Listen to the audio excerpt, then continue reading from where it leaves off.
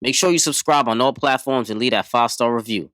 Let's get it. Play and McDaniels going out of here, and then all of a sudden Gobert comes in, and Draymond's like, no. It's chill out. And then Draymond, he headlocked Gobert there, so... We got some tweets from, some Golden State Warriors, Draymond and Andre, and some, fans as well. Draymond, do you tweet? What is it? As long as he doesn't post anything on Snapchat, we're good. Who have you seen taking this the hardest when they have not made it? One thing I can assure you, if I didn't make it this year, I wasn't going to cry. I can 100% assure you that. It has to be Rudy. I mean, the man cried on national television when he did make the All-Star team. Thank God he's made the next three. Stop it, Dre. Leave that man alone. I mean, you can't cry, Chuck. I said it then. I'm going to say it now. I got killed on Twitter then. I'll probably get killed today. But you can't cry. No, you're right. Come on. Right. Come on, man. That's the guy's sensitive. He's Prince. He's sensitive. That's okay. He's a lover. He's a lover. He's a lover, man. We'll see a couple of those. Come on, there's no mean streets in Paris. Talk about it. You are now tuned in to Above the Rim. Hoops talk for the streets. Family, what's good? Welcome back to another edition of Above the Rim. Hoops talk for the streets. You already know how we do, family. Brought to you as always. It's your host, Justin, aka Just Blaze. Family, you know the drill. To get in contact with me, you can always hit me up and follow me on Twitter at JustBlaze_513, on IG at JustBlaze513, on Facebook and YouTube. Search Above the Rim Podcast. Also email the show as well. Above the Rim NBA Podcast at gmail.com. Tap in and leave a family a voicemail. The Talk About It line is always open. You know the deal. 908-718-1592. Family, you already know what the digits are. Best way to support the show is by copying your merch. Link is in my bio. Show some love. I appreciate it. Of course, family. I appreciate everything. I appreciate all the love. I see the tweets. I see the messages. I appreciate y'all, of course. Make sure you leave your boy a review on iTunes and Spotify if you rock with the show. If you're watching on YouTube, make sure you hit that thumbs up as well. Subscribe, comment, show some love. Tell me your thoughts. I want to hear from you, the family, as well. Solo episode this week, family. I needed to keep the floor clean to go over everything I've seen in the first 3+ weeks this season. It's been a lot going on. So many things are happening. So I wanted to get started with what I've been seeing in the NBA right away, family. First up on my docket, the in-season tournament. Let's talk about it, family. Listen, the in-season tournament, a lot of people have a lot of thoughts on what's going on in the in-season tournament. It's been a couple of weeks now, about 2 to 3 weeks of tournament games. And listen, I love what I'm seeing from the in-season tournament. I love what I'm seeing. I tell you right now, I know a lot of you guys love to hate on anything that's new. But listen, I'm here to tell you the in-season tournament is a great thing for the NBA. It's a great thing for the league, right? It's added a little bit of juice, or a lot of juice. I would say a little bit of juice, a midpoint amount of juice to the regular season, in my opinion. Listen, about half the group play tournament games have been done, and we have pretty much a solid indication of who the top teams have been performing, who the top teams are in the in-season tournament play. And some of the only undefeated teams in the in-season tournament are the Lakers, the T-Wolves, the Kings, the Pacers, the Heat, the Bucks, and the Celtics. So those are pretty much the top. How much is that? 1, 2, 3, 4, 5, 6, 7 of the top teams in the in-season tournament are undefeated so far, 2 or 3 games into the in-season tournament. And I like it. Listen, I'm going to get to it when I talk about it a little bit about the courts, the design, the feel, what I think about it, what some other people think about what's going on with the courts. But for most of these teams, look out for most of those teams, those top 7 teams, to be in basically the knockout elimination portion, which I will talk about in a little bit, which I think is the most important part of the in-season tournament. And that's going to be the main juice of the tournament. But as far as the court design goes, because a lot of people have plenty of opinions on that, I like it. I love what I'm seeing. Now, listen, the colors are a little loud for some of them. For some of them, the colors are a little loud, but I don't mind it at all. In my opinion, it creates like a college atmosphere, in my opinion. It's like a college atmosphere. The colors are all coordinated. You know, it gives a different feel. It lets people know that it's a different kind of game being played. It's not your normal, everyday, regular season game being played. So I don't see a big issue with the court design at all. I just think it's something new. And, you know, people don't react well to change. Like I said, some of the colors are loud, but I can deal with that because it's colorful. It's colorful. It looks pretty good on the floor. And I can't say I'm mad at it at all. So you have to find a way to differentiate these in-season tourney games as opposed to the regular season games. You know what I'm saying? So the only way they could do that is by changing the court, by changing the floor. And I like what they've done so far. But one person that I do know that is not a fan of the courts, of the in-season tourney play, and of the in-season courts and the design of it is Jaylen Brown, man. And listen to what my man Jaylen Brown had to say about the in-season tournament court designs.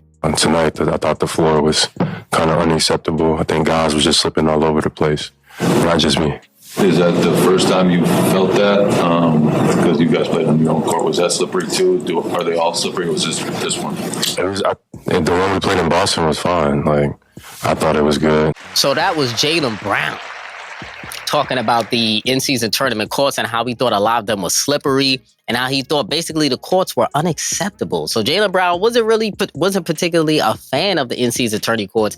He said it was a little bit slippery. He said he might have slipped and hurt his groin a little bit in one of the floors. I think it was the one in Toronto. But that is one thing that I've heard about the in-season tourney courts, that they're taking or they're putting it together too fast. And I guess the courts are still a little bit slippery and they're not fully fleshed out before they're on the floor. I know the Dallas Mavericks had an issue with that in their game where they were supposed to play with the in-season tourney court, but the court wasn't ready. It wasn't finished yet for it, or it wasn't suitable for NBA play. So Jaylen Brown might be on to something. I'm sure he's not the only NBA player that feels like that feels like the courts are a little bit slippery. He was just the only one to voice it. So listen, that was his opinion and I'm not mad at it. But as far as the court design looks, I like it. That's what I'm saying from my vantage point. And to put a bow on this in-season tournament stuff, the true value of the in-season tournament to me won't come down till we get to single elimination play.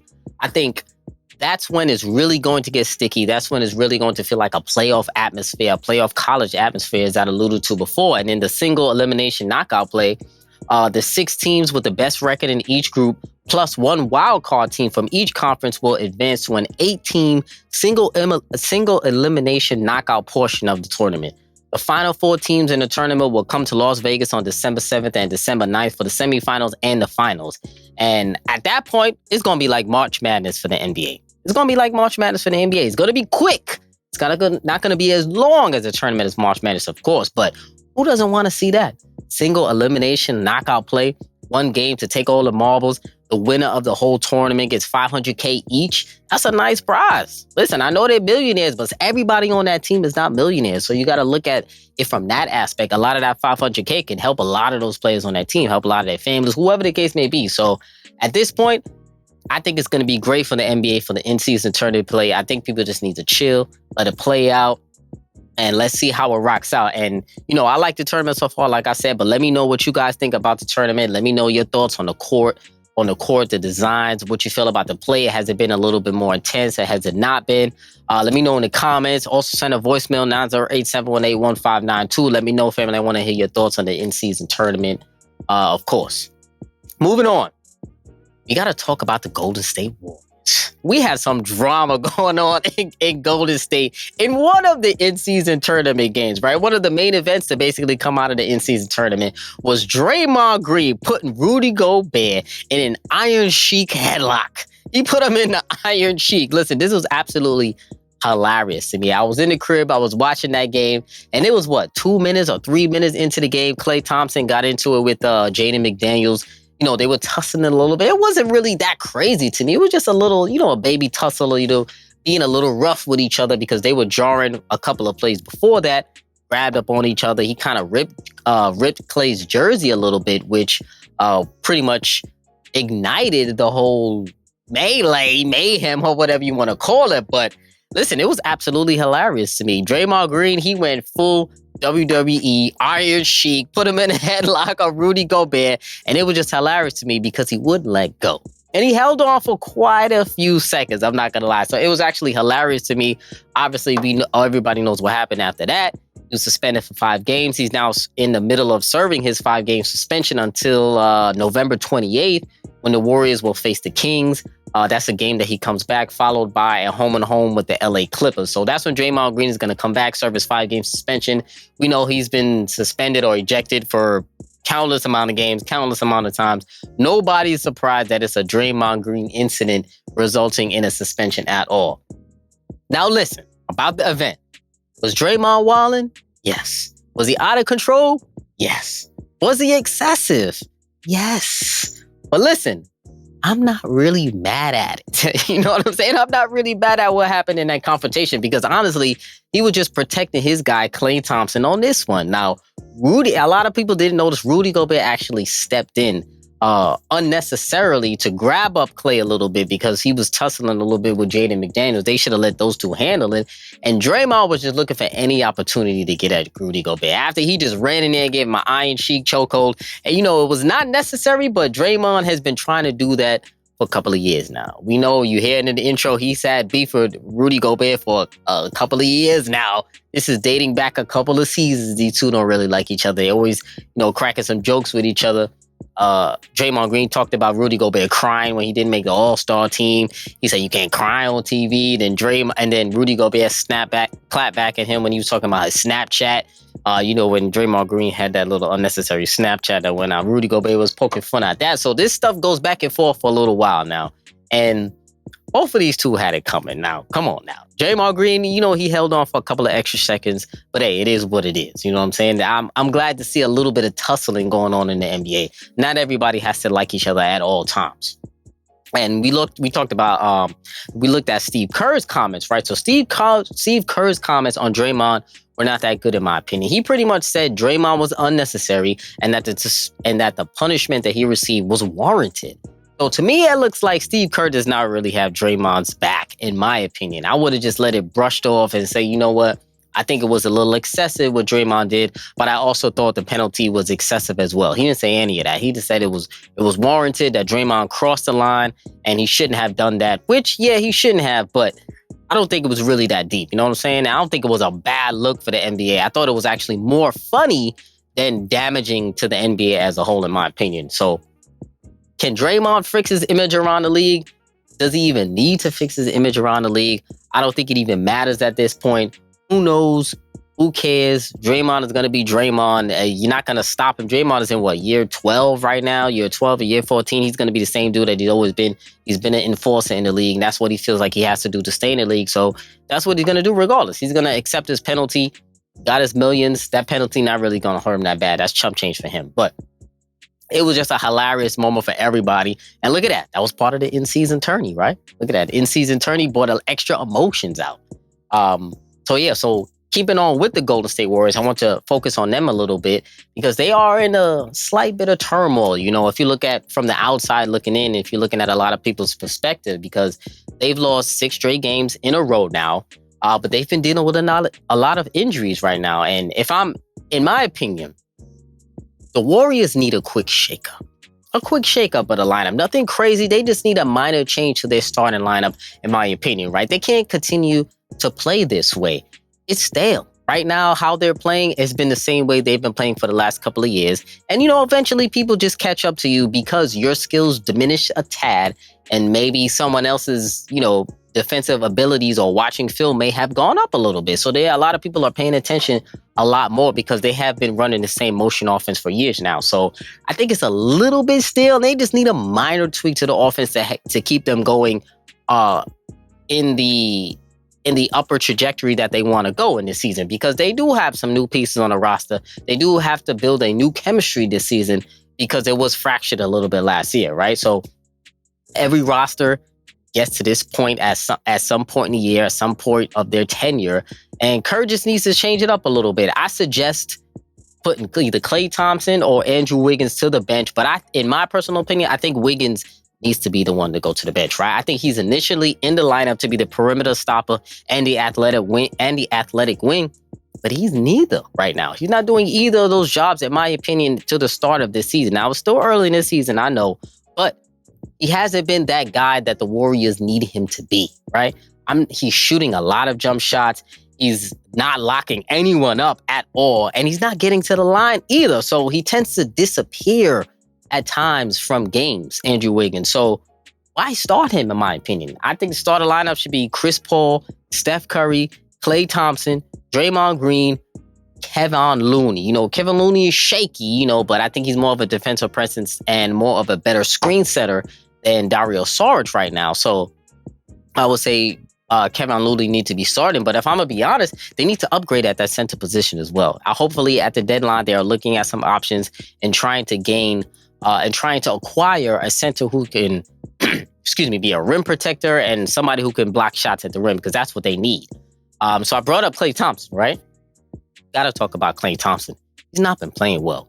He's not been playing well at all. He's been the topic of conversation for the Warriors. So some say that he should be moved. Some say that he's washed. Some say that this is who he is now. But who is Klay Thompson right now? His scoring has dropped by 7 points this season from last year, from 21 to 14. He's shooting only 40% from the floor. And for his last 6 games, in that 6-game losing streak, for the Warriors, he's put up 11 points, 30% from the floor, and only 28% from 3. That's not going to get it done, Klay Thompson. We know you're better than that, and we know you can play better than that. So do y'all think Klay Thompson is finished? Do y'all think Klay Thompson is washed? Let me know in the comments. Let me know 908-718-1592 also as well. But is this who Klay Thompson is now? This is how I look at it. Let me talk to you a little bit about it. For Klay, to me, it's not about a lack of confidence. It's actually the opposite, in my opinion, right? Klay has too much confidence in himself right now, which is causing him to rush some shots, out of rhythm jumpers that's actually hurting the team at the current moment, which is very surprising of a Klay Thompson. He is not the Klay Thompson of 3-4 years ago that goes out and scores 30 points with no dribbles. He's not that guy anymore. He's a 3-and-D guy, 15 to 20 points per game a night scorer. There's nothing wrong with that, in my opinion. He just has to accept it for his own self. And then his play will start to show that's what he is, a 15 to 20 points per game night, 3-and-D scorers. Now, some of his looks are really good in the season. Some of them are bad, but a lot of them are rushed. He's rushing a lot of his shots. He's rushing a lot of his passes. He's rushing a lot of his movements throughout the game. And that's not typical Klay Thompson. So that's typical Klay Thompson, So once he settles down, I think Klay Thompson will be fine, right? So 15 to 20 points per game for Klay Thompson, with more of his energy going to the defensive side of the ball, because that's where I think it will suit him best. His lack of shot making has affected his defense, in my opinion, and I think he's getting beat off the dribble a lot more than usual, than he's ever had in years past. So is the Klay Thompson decline too much to overcome for the Golden State Warriors? We will see, because right now he's playing the worst of his entire career. So it can only go up from here, and they need it to go up, or else they're probably going to start looking into, different things, different options with Klay Thompson. Maybe bench, maybe trade. He is in a contract year, so at the end of the season, they are going to be looking to renew his contract or seeing what type of contract they will give him. So it's going to be really important for Klay Thompson to really perform well throughout the rest of the season. And we will see if he gets better. Also with the Warriors, Chris Paul, I think he's been fitting in well. He just has to be more aggressive, in my opinion. But then again, how much can you do coming off the bench? You know what I'm saying? He's not really starting the game. So you have to come in and really get in where you fit in. And when he comes in, Steve Kerr, he likes to use these 5 bench lineup switches. So he switches the whole starting lineup to a whole 5-man bench unit. And, there's not really much carryover. So everyone is kind of easing into the game a little bit. So it's difficult to really put your stamp on it. And Chris Paul's not that kind of guy. We know Chris Paul's a distributor. He's a game manager. He's not necessarily a 20, 30 points per game scorer, especially at this stage of his career. So to expect Chris Paul to score 15 to 20-something points off the bench is a little ridiculous to me. So I think they should shake it up a little bit more. And I think Chris Paul should be starting, but coming out early. They need to stagger the minutes of Chris Paul, of Andrew Wiggins, of Klay Thompson, play Kuminga a little bit more, play Moody a little bit more, play Pods a little bit more, and I think inject a little bit more youth in that lineup. But I think the Warriors are going to be all right. So to me, I don't think they are in a horrible spot. I just think they're losing some games because they're trying to find their chemistry, dealing with some injuries, and that's really about it. Steph has been amazing to start the season, but I'm not surprised. Averaging 30, lighting it up. Who's surprised about that? And we're going to see, because they obviously need Steph to be Steph. But Steve Kerr also has to adjust. He has a terrible record when Steph Curry does not play. I think it's 62 and 102 when Steph Curry does not play. So that's a terrible record for Steve Kerr, and it shows that he has to adapt when Steph Curry is not on the floor and when he misses any time. Moving on, let's talk about the LA Clippers a little bit. I didn't get to come on the mic when James Harden got traded to the LA Clippers because I was like, I wanted to see how it looks. I wanted to see how it looks on the floor. I wanted to see what the reaction is. But now we've gotten to see a few games. About 5 or 6 games we've seen since James Harden has been with the LA Clippers. His early tenure with the Clippers has been quite interesting, in my opinion. They lost 5 games in a row. They finally won 1 game the other night by the skin of their teeth against the Houston Rockets.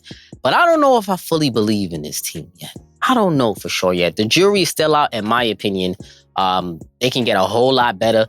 They can get a lot worse, in my opinion. But the jury's still out on this team. But I'm going to just tell you my thoughts of what I've been seeing with them so far. So the Clippers, to me, have had way too many no-pass possessions, in my opinion. They got to move the rock a little bit more. There's a lot of dribbling going on in this particular lineup.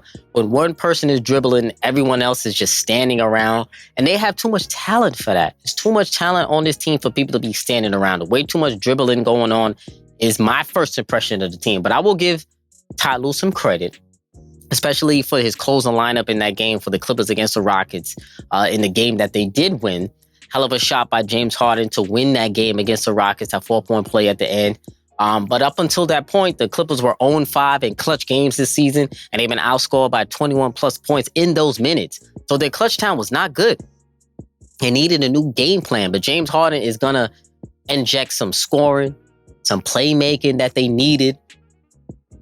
Because when you look at it, they didn't really give up too much. They gave up Covington, Batum.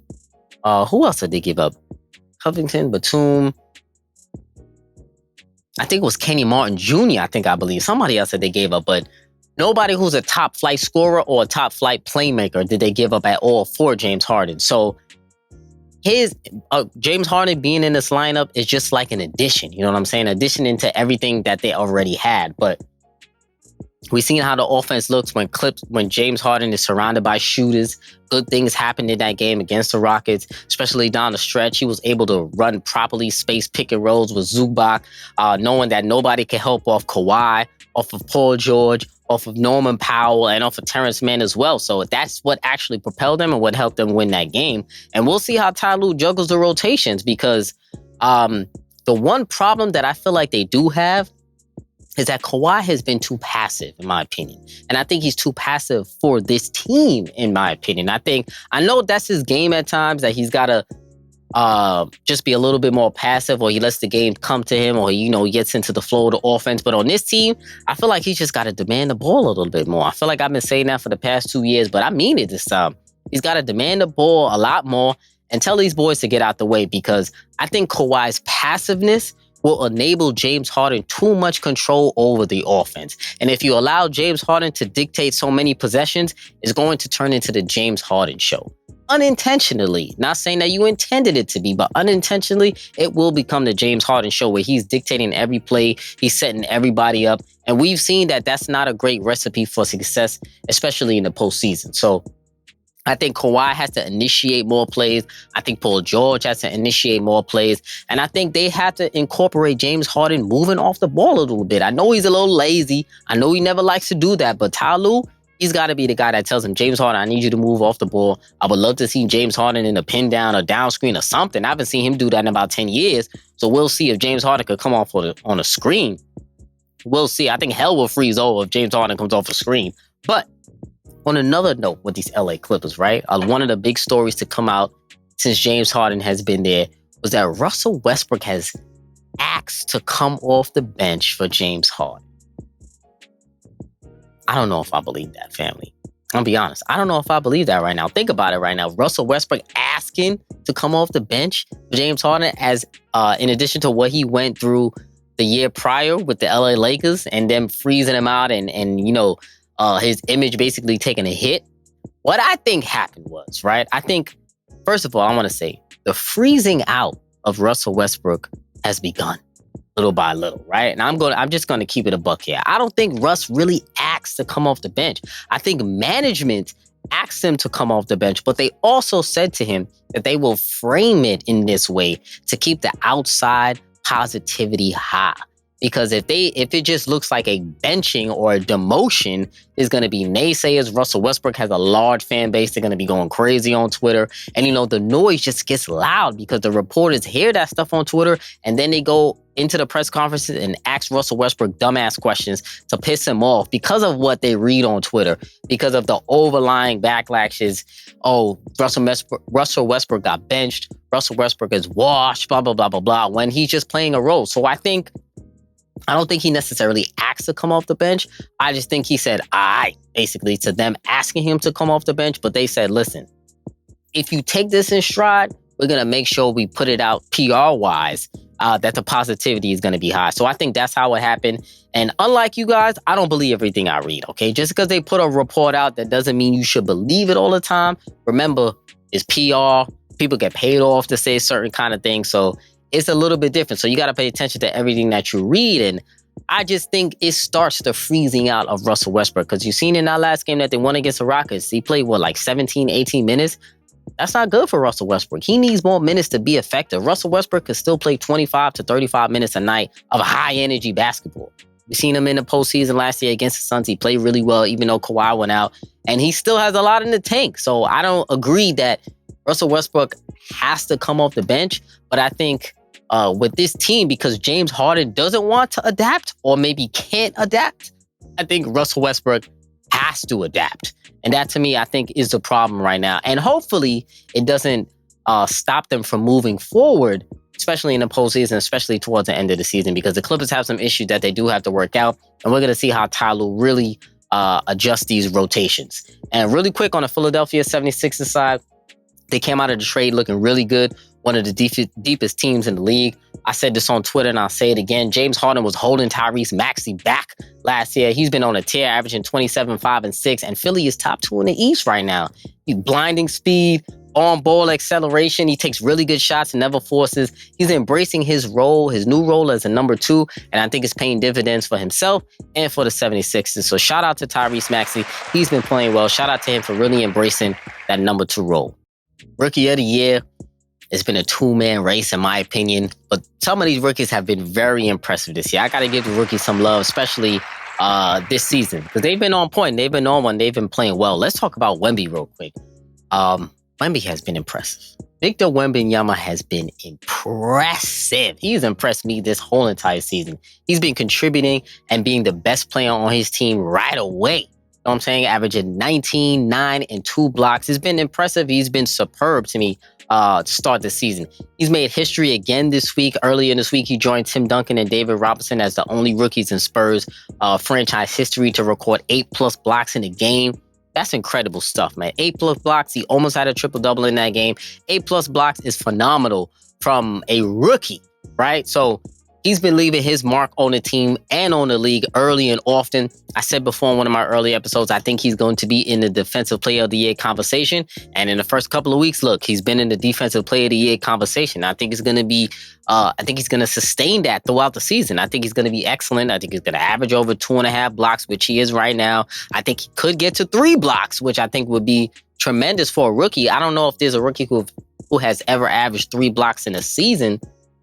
But I'll research that. And if you guys do know, let me know also as well. But I think he's going to be a Defensive Player of the Year ranking all year long. I think it's going to be him. I think it's going to be Anthony Davis. I think it's going to be Rudy Gobert. I think it should be Lou Dort because a lot of people are sleeping on him. And I think Kawhi might be up there in Defensive Player of the Year rankings because he's been on a steals tear lately in the last couple of games, really locking people up. But back to Wemby, how is the league going to stop this guy in 2 to 3 years? How are you going to stop this guy when he finally gains muscle? When he finally is able to really post people up, really to manhandle some people because no one can jump over him, obviously. You can't really shoot over him. He blocks jump shots. He blocks threes. He blocks fadeaways. He blocks layups. He blocks tip-ins. He blocks everything. So how are you really going to be able to shoot over this guy? And how are you able to defend his shot? Because it's going to be tough to get a hand in his face at that size. If you look at all the photos, every time he's standing next to a shorter NBA player, it looks ridiculous. It's like a monstrosity with Wemby against anybody else. But the dude is looking like a freak of nature, bruv. A freak of nature. I'm telling you right now, I love what I'm seeing from Victor Wembanyama, right? And San Antonio, they've got to get him some scoring. They got to get him some help over there. Maybe they need to get into the Zach Lavine sweepstakes or something like that because they need another 20 points per game scorer to go with Wemby because he shouldn't have to lead his team in scoring already at the tender age of 19 years old. The man is not even 21 years old yet. They're putting a lot on his shoulders, so he does need some help over there. Spurs got a couple of draft picks. They got some cap room. They need to start making some moves because it's possible they could make the playoffs or the play-in if they play a little bit better. You know what I mean? And Wemby, he's ready, and he's ready to take that leap. So I like what I'm seeing from him. Chet Holmgren has also been impressive, averages 17, 7, and 2 with two blocks on a better team, playing more winning basketball than Victor Wemby right now. The game against Golden State when he had that game-tying 3 descended to OT, which they ultimately won, was a brilliant play for Chet Holmgren. I see no fear in his eyes when he's playing basketball. No fear at all. I love what I'm seeing from Chet. He's in prime position to steal Rookie of the Year from Wemby if he applies himself, if OKC keeps winning. But I think Wemby just has the narrative factor, so I think he's going to win it regardless. But by the way, OKC is legit, folks. Oklahoma City Thunder is legit. Let me tell you right now, SGA, Shai Gilgeous-Alexander, is a bona fide MVP candidate. You can't deny it right now. Averaging 27, 6, and 6. He's become unguardable in this league right now. You can't stop this guy. One-on-one, jabs, pivots, step backs, layups, euros, mid-range, vision, patience, shifty. SGA has it all right now. But most importantly, family, he has the confidence right now that he can't be touched and he can't be stopped. And once you have that in the league, there's really no stopping you. So SGA, he's on a fast track to success, and he's a bona fide MVP candidate right now, undisputed right now. And sky's the limit for this OKC team, and I hope they make it to the playoffs. So I want to see how they perform. Some of the other rookies who have been balling too lately, Azor Thompson, he's been balling, Jaime Jaquez in Miami, Jordan Hawkins in New Orleans, Brandon Miller has been rounding into solid form. Notice I didn't mention someone, family. Someone who I've been hyping up. You know, I'm not ashamed to say I was wrong. I don't even want to say I'm wrong because it's still early, but I can't lie. I'm disappointed in my man Scoot Henderson. Notice I haven't even said his name, right? Number 2 pick in the draft. Where is he right now? 8 points and 4 assists? 8 points and 4 assists? That's not enough, Scoot. That's not going to get it done. You're better than that. You know you're better than that. Yes, he's been dealing with some ankle injuries right now. He's got an ankle sprain. He's going to be out for a couple of games, but he was not playing well before that. So Scoot Henderson with Chauncey Billups, y'all got a decent team over there in Paul, and I need you guys to play better. And Scoot Henderson, I need you to play better because it's your team. You have the keys. Do with it what you need to do. And that's all I'm going to say for Scoot. We're going to do an update on him in a couple of weeks, and hopefully he's been better. I want to move on to some guys right now who deserve their flowers right now, who I've been seeing in the first couple of weeks of the season. A couple of them, I'm not going to lie, some old heads are balling. Some old heads are balling, family. Now, who I'm going to start off with? I got to start off with LeBron James. Listen, I got to give LeBron James some love because LeBron James has been impressive. I must admit, I got to show him some love. He's been defying the odds at his advanced age in the NBA in year 21. He's averaging 25, 8, and 6, 2 threes, 1 steal, 57% from the floor, 39% from 3, which is his second best mark of his career. He's doing it all, keeping the Lakers afloat. And listen, LeBron James has been exceptional. All right, you know I don't give LeBron James love all the time on the show, but I got to give him some love. He's been exceptional. He's still playing well above 30 minutes a night. LeBron James is a rare specimen, and it's a treat to see him still ball at this advanced age. So shout out to LeBron James. I want to give him some flowers, show him some love. Kevin Durant, want to show him some love also as well. Age 35, he's been spectacular this season, averaging 37 and 5, over 50% from the floor. His minutes are a concern, though, averaging over 36 minutes a night, top 5 in the league, and far more than he should be playing at this stage of his career.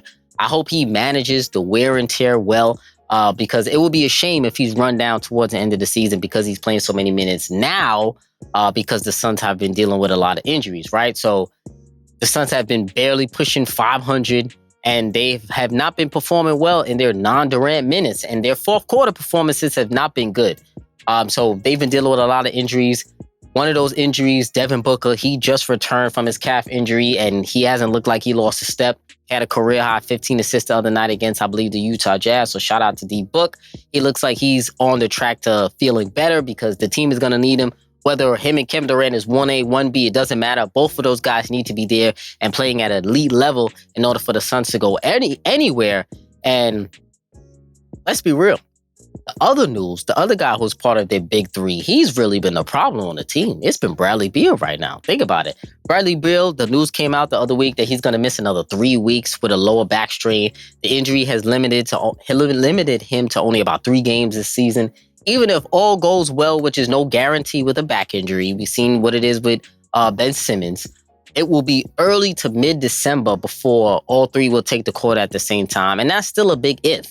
You know, back injuries are tricky. Back injuries are like chronic ailments. You know what I mean? They take a lot of time, and it's really about your pain threshold on what you can deal with a back injury. So this all depends on Bradley Beal's pain tolerance, what he can and can't play with, and that will dictate how much he plays in this season. But it's already not a good start to the season if you're missing that many games already, and you can't really stay on the floor consistently. So that's something to watch out for with the Suns, because the Suns' ceiling is more reliant on health than maybe any other team in the league. They need to be healthy, and everyone on their team needs to be healthy in order for them to go where they need to go, right?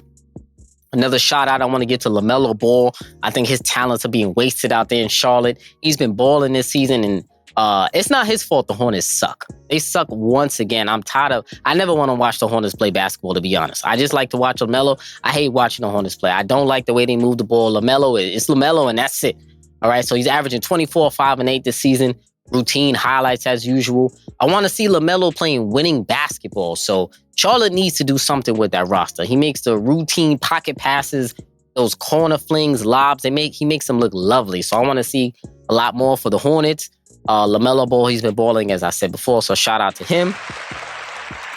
Another quick shout out before we moving on. RJ Barrett. I want to talk about the Maple Mamba right now. He's been quietly balling under the radar this season. He's carrying over from his stellar FIBA play when he's playing for Team Canada, averaging 22, 3, and 3 on the season, shooting over 45% from 3, hitting over 2+ threes, I think, a night, and getting quality buckets from his position, right? Where are the Frank Barrett haters at?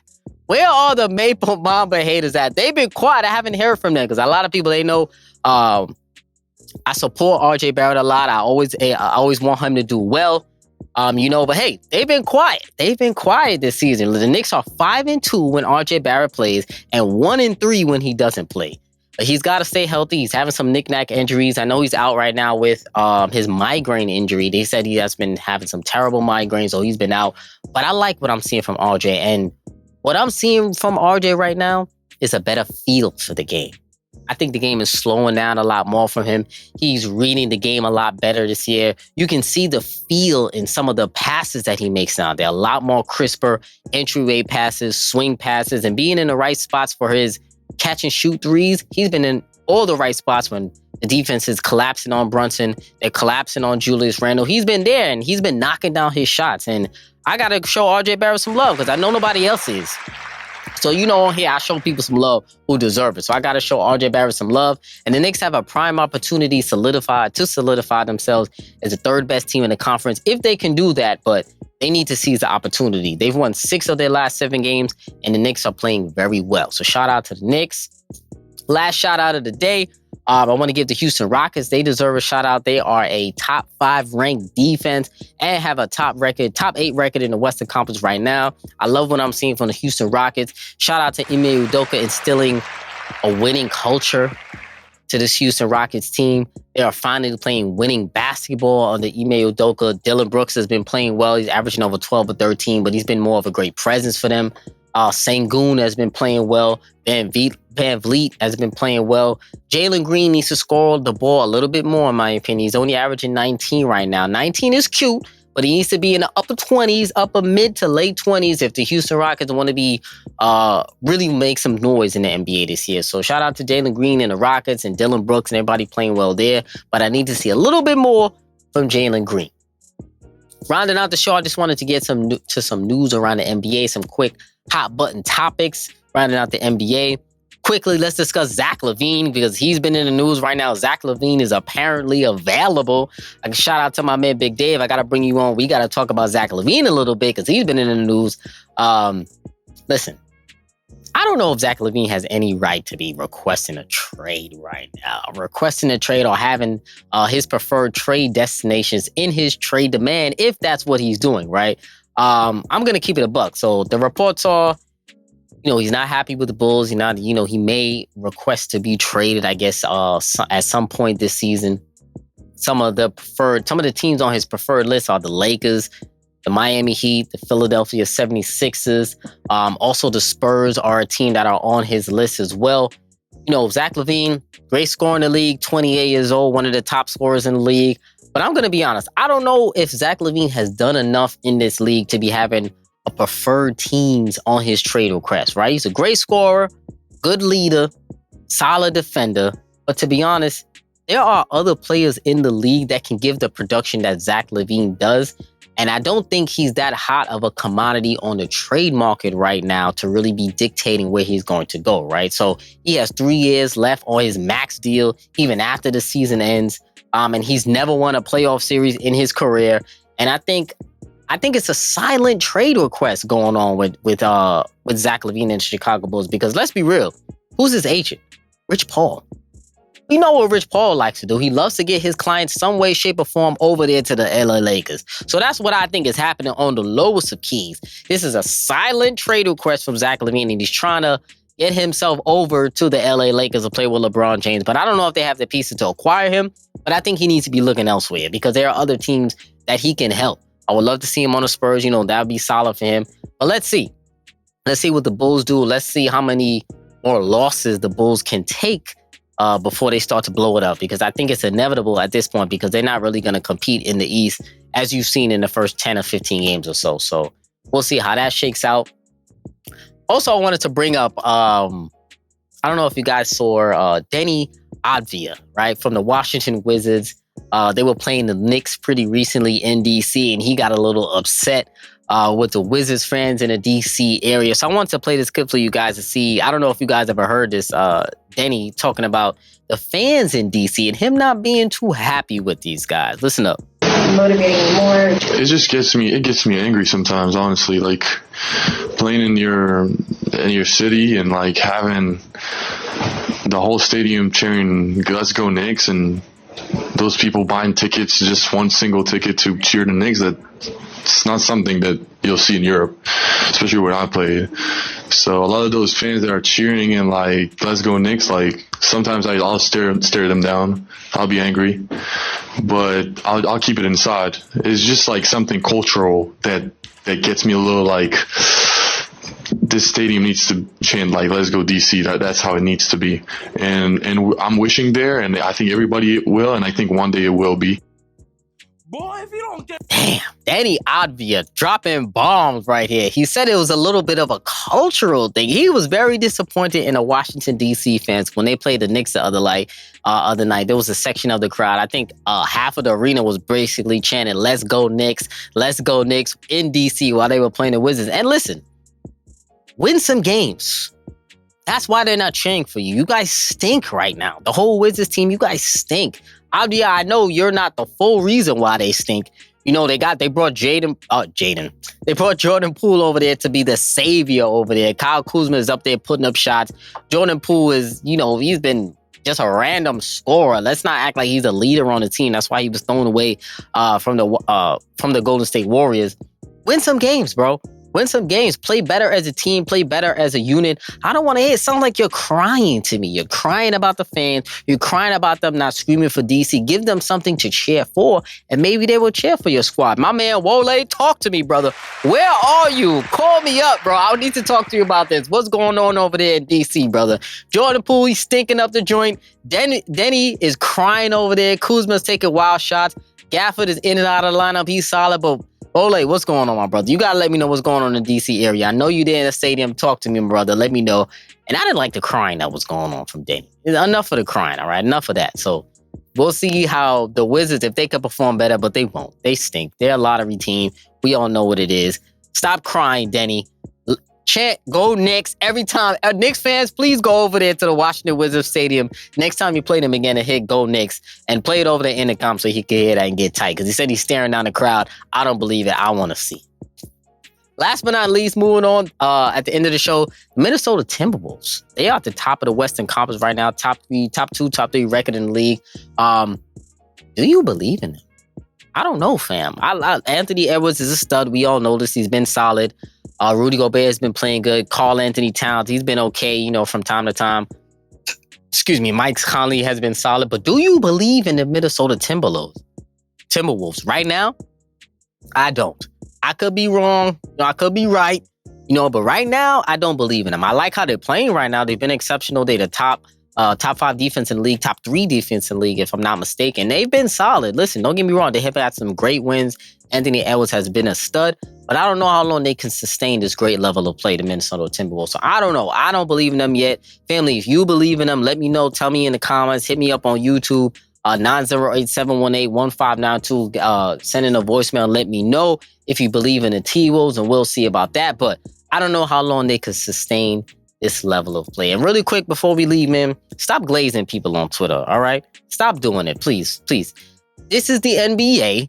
These guys are professionals.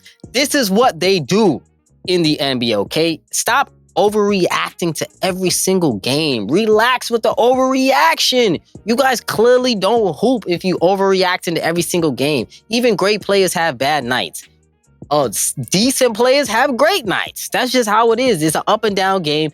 Everyone has a bad game at some point. Every time someone has a bad game, it's trade him.